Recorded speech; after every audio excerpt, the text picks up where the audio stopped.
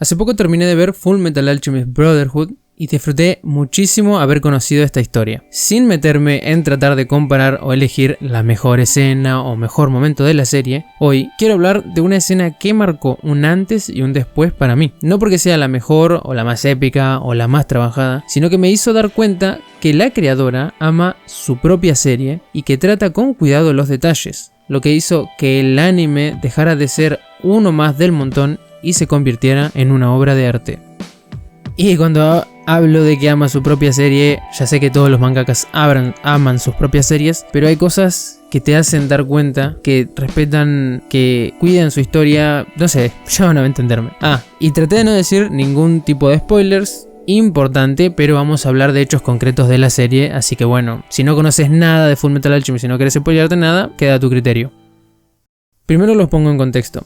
La escena gira en torno al Dr. Knox. Si no lo conoces o no te acordás de él, era un doctor enviado a la guerra de Ishbal como forense junto con otros médicos para investigar los efectos del fuego y el dolor en personas, usando como sujetos de prueba a ishbalanos o ishbalíes. Ishbalíes creo que se dice, ¿no? No sé. Básicamente hacía autopsias a cadáveres ishbalíes que eran usados como pruebas con fuego.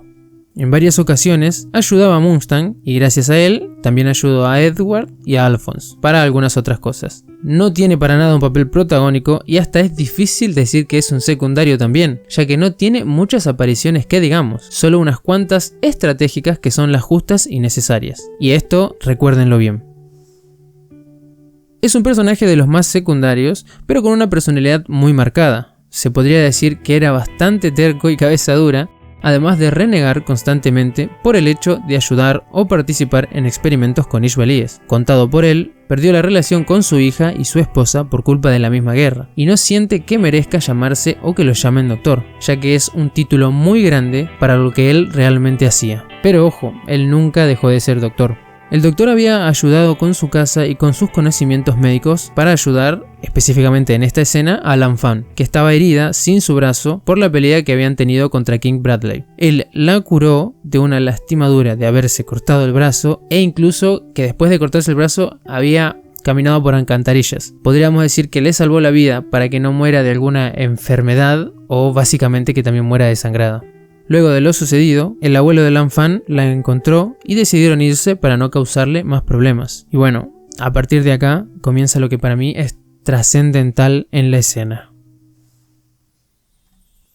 Ambos decidieron irse y estando muy agradecidos totalmente porque él fue un médico más que hizo su profesión para salvar una vida, que realmente lo hizo sabiendo que no iba a recibir nada a cambio. Es más, sin importarle recibir nada a cambio. Un doctor que estaba acostumbrado a trabajar entre cadáveres, salvando una vida, anteriormente también ayudando a Mei Chang, a Mustang, empezó a pensar en las cosas que últimamente hizo bien, como realmente tendría que hacer un doctor, pensando que últimamente sí se podría llamar médico, aunque es un poco tarde para pensarlo ahora. Es una escena donde no hay un narrador contándote sus sentimientos, o un personaje que te cuenta lo que está pasando, o ni siquiera él lo explica. Sos vos como espectador viendo a un doctor pensando en las cosas que pasaron en su vida, en que pese a todo, y aunque tenga una actitud necia, él nunca dejó de ser doctor. Y entre un pequeño momento de reflexión y de espacio a un personaje que es súper secundario, suena una puerta. Perdonen que sea realmente pesado con esto, pero de un personaje que aparece unas pocas veces, hacen que sorpresivamente aparezcan su hijo y su esposa, de las que él ya había hablado antes. Y cuando digo sorpresivo, no solo para el doctor, como personaje, obviamente, que no lo veía venir, sino también para el espectador al estar viendo y pensando en los pensamientos del doctor, un cúmulo de cosas que empiezan a pasar a partir de este momento. Con miedo, vemos a un hijo y una esposa conscientes de la situación de una persona que se convirtió en doctor para salvar vidas, pero seguramente por obligación a no perder su trabajo, se convirtió en un esclavo del ejército y participó en experimentos crueles con personas.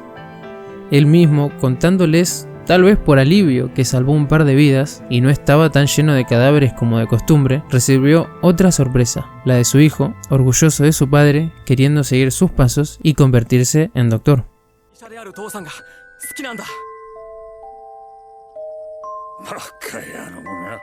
Con una actitud cerrada, para no mostrarles cómo se sentía, los invitó a tomar un café. Y la autora decidió cerrar toda esta situación con estos planos con estas palabras que incluso me hicieron llorar.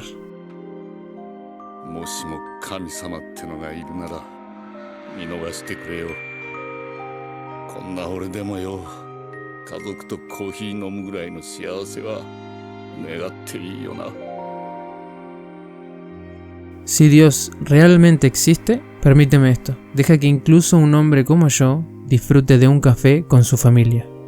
Se podría decir que fueron las palabras justas en el momento justo, llevándote a pensar y sentir el sufrimiento de una persona que tenía todo un caparazón terco, de mal humor, necio, constantemente enojado por su pasado. Hasta se podría decir frustrado y decepcionado por lo que hizo. Hasta él, en esa situación, quería ser feliz. Y sin saber si realmente se lo merece, sin saber si existe un Dios, sin saber si realmente él es digno, pide una oportunidad para ser feliz, para vivir y seguir adelante. Realmente es algo que quiero remarcar en todo esto, ya que es un personaje secundario y crean todo un ambiente increíble en el medio de un capítulo, en el medio de la serie, para contarte y vivir la experiencia acompañada de un personaje que participa muy poco en la historia. Un personaje que no es más que eso, un secundario, pero la autora demuestra que su historia va más allá de eso y que cuida hasta sus personajes secundarios, demostrándote que no solo importan los personajes principales, que no solo importa la trama principal y que su historia, su manera de contar las cosas, va mucho más allá de sus protagonistas, creando un manga ejemplar que se convirtió en una obra de arte. Y como les digo, no es la mejor escena, no es el mejor momento del anime, puesto que hay muchísimos más épicos y para hablar, pero es el que a mí más me marcó e hizo que me diera cuenta que esto es un anime que llega mucho más lejos de una simple historia más del montón. Gracias por ver hasta acá. Te invitamos a que participes del debate en la caja de comentarios y nos digas para vos cuál es la mejor escena de Fullmetal Alchemist o cuál es la escena que te gustaría de la cual hablé yo. Además, puedes recomendarnos cualquier tipo de video y con gusto leeremos. Gracias nuevamente por los más 300 suscriptores y esperamos se sigan uniendo a este canal. Cada día somos un poquito más. Un buen like y una suscripción siempre es de gran ayuda. Por ahora yo me despido. Espero tengan un lindo día y... chao.